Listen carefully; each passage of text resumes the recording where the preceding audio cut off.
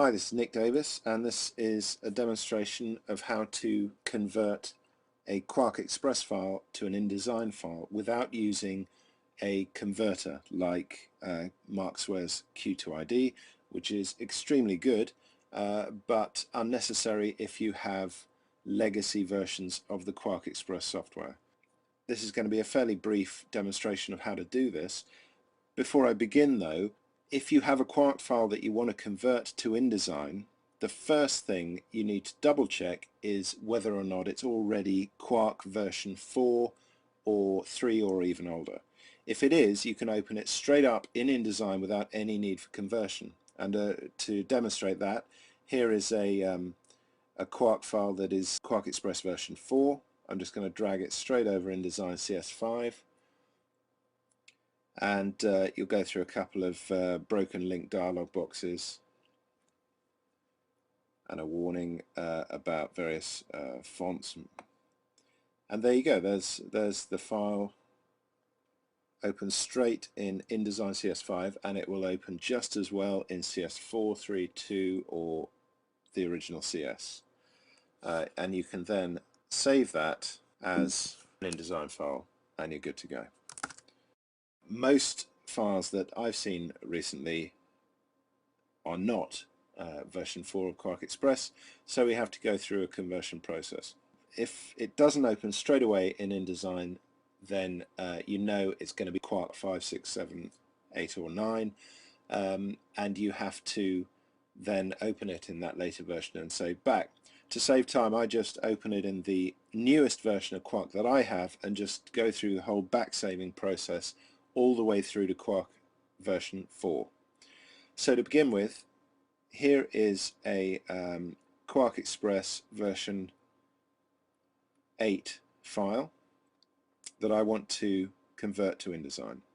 So I open that up, I then go File, Export, Layouts as Project, and I'm going to save that as Quark version 7. Down here in the pop-up box you'll see Quark version 7. Let's call it V7. I'm going to save it to the desktop and close that down.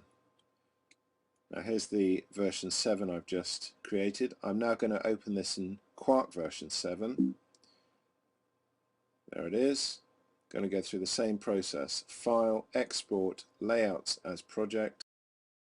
Change the name to version 6. I'm going to back save this to version 6 here. Go export, save that to the desktop. And what we have now is a Quark version 6 file.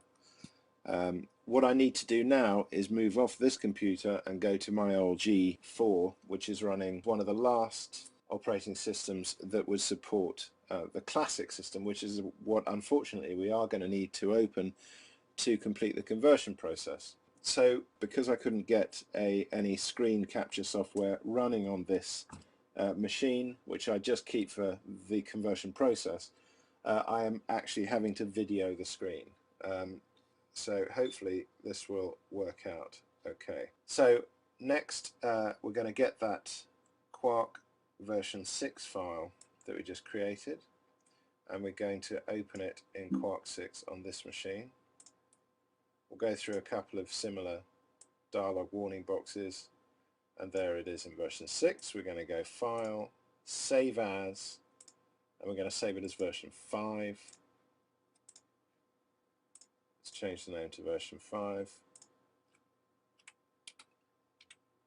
Save that to the desktop. And finally we're going to go to the classic OS 9 and open it in Quark version 5. And there it is.